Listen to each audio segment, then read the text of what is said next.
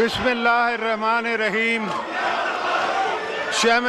Chairman Senate Syed Yusuf Razak Gilani, Speaker of the National Assemblies Sardar Ayaz Sadiq, Prime Minister of Pakistan Mehbooba Shahbaz Sharif, members of the Parliament, distinguished guests, ladies and gentlemen, Assalamu alaikum.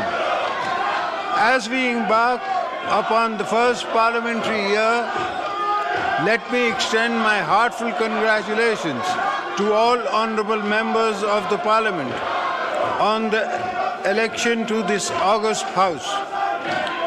I would also like to compliment the Prime Minister and both federal and provincial governments on their election victories and assumption of their responsibilities.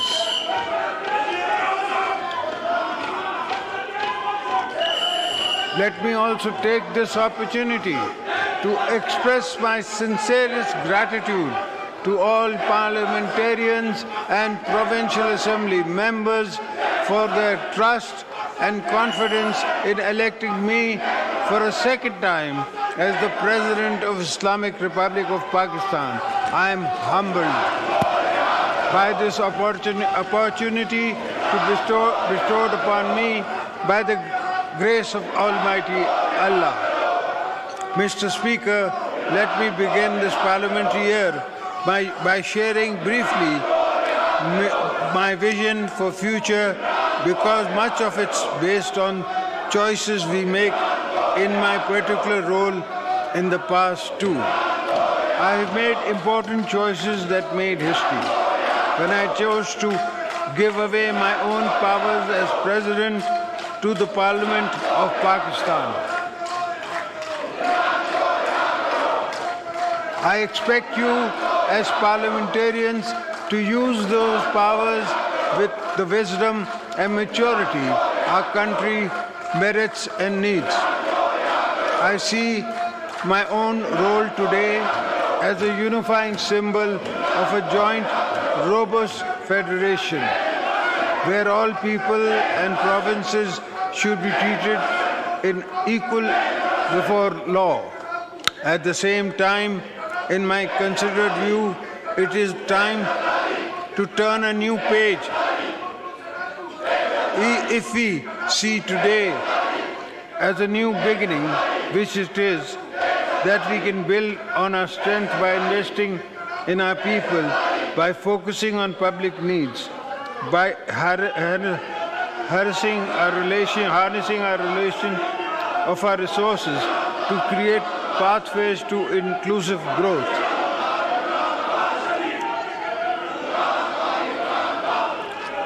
I also feel that we have little time to waste. The country needs us to move on from the polarization so common now to contemporary politics. This joint house must play a leading role in the rebuilding public confidence in the parliamentary process and establish a foundation for the uninterrupted sustainable development of our nation. Let us not confuse constructive disagreement and healthy noises of a growing democracy with the pursuit of zero-sum thinking. The country needs us to take pause and reflect on what we prioritize in our goals, our narratives, and our agendas. I believe we can resist the political atmosphere to reflect more light than heat if we really want to. But it will need all of us to step back and decide what matters the most. I mean all of us. At the end of the day, it is up to all of us to turn challenges into opportunities, because that is what robust nations do. I have always drawn inspirations, guidance from great leaders such as Quaid-e-Azam Muhammad Ali Jinnah, Shaykh Zulfikar Ali Bhutto, Shahid Mohtama Benazir Bhutto, who spend their lives being advocates for democracy, tolerance and social justice.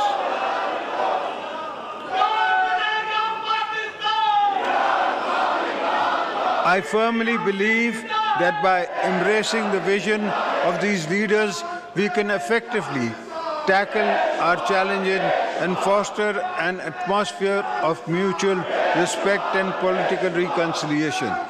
The challenges we face are not impossible to overcome.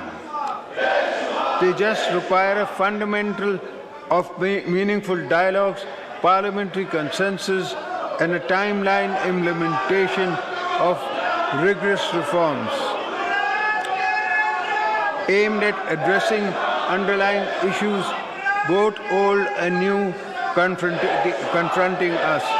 I strongly believe that in order to align our country with the 21st century, it is imperative that we move forward on reforms to promote good governance for the provision of optimal social entitlement to our citizens. Let's begin with a vision that strives to leave no one behind. For this thought to move beyond an idea, the political leadership gathering in this House must prioritize the specific needs for marginalized communities and underdeveloped areas. By focusing on the needs of these regions, we can bridge the gap between them and the more developed areas of the country, moving the needle towards an inclusive growth model that emphasizes equality of opportunities. While there are many economic reforms the government will drive in pursuing jobs, reducing inflation, and expanding the tax net, I want to underscore the importance of promoting positive working relationship and effective coordination within our constitutional framework between the federal government and the provinces. This is an absolute essential for promoting an inclusive national development agenda, ruling out policies that execute tangible actions on the ground. I firmly believe that by driving seamless collaborations as fostering institutional coordination with intentions and regularity, we can harness full potentials of our federal system to deliver positive change for benefit for people of Pakistan.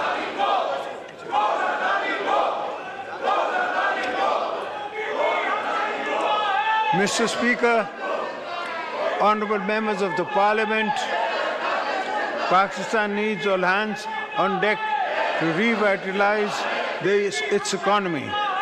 Without shedding all caution to the winds, our primary objective should be to attract foreign direct investment. I therefore urge the government to intensify its efforts in implementing comprehensive ease of doing business reforms and simplifying the existing forest of the regulations to provide an enabling an environment for both foreign and domestic investors.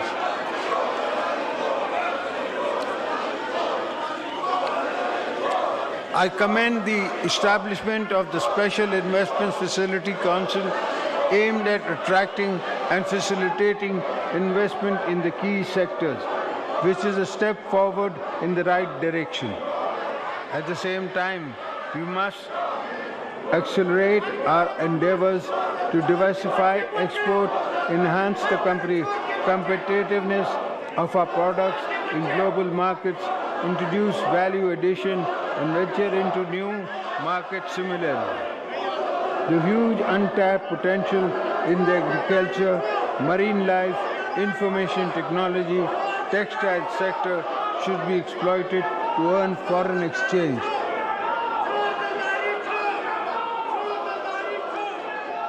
Any global or national stock take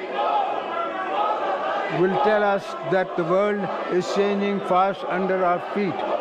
Pakistan has been sincerely devastated by different impacts of climate change, especially in the shape of a catastrophic flood in the 2022. We urgently need to invest in climate-friendly, climate-resilient infrastructure to mitigate the rapidly compounding risk of climate change. At the same time, we need to ensure that clean energy technology from the core component of our national energy mix, as they would not only create opportunities for green economic growth, but would also make energy more affordable for our people.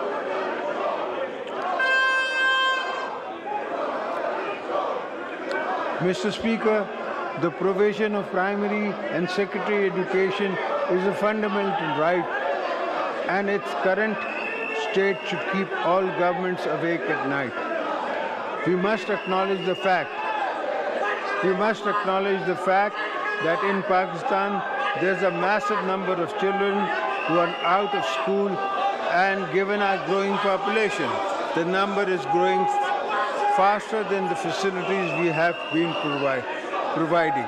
I therefore urge all provincial governments to bring focus and energy on transformative reforms on education sector, not just on improving access to primary secondary education for all children, but for ensuring quality as well.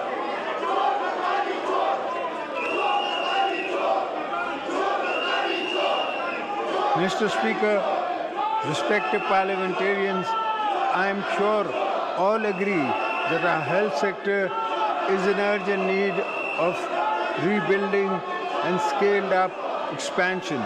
Regular investments in the primary and secondary health infrastructure as well as human resources are needed to ensure that every citizen has access to quality of healthcare services and that no citizen lacks medical care. Mr. Speaker, a combination of factors has come together to create what I see as a crisis of income and food insecurity. For many of our people, I am pointing, of course, to the large number of our population that has been slipping into poverty, either through climate impacts on their incomes and assets or sheer cost of living pressure on the families.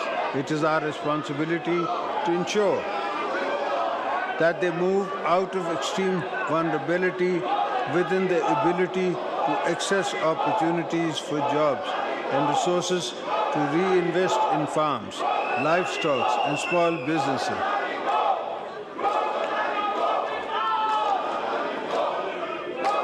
I am proud to say that I come from a political background that has rich legacy of empowering and protecting all those at the bottom of the social pyramid, including women. Shaheed Mohtarma Benazir Bhutto was a champion of women's rights and always went on extra mile in advancing women's causes, just as she sought entitlement of economically and socially vulnerable groups of Pakistan.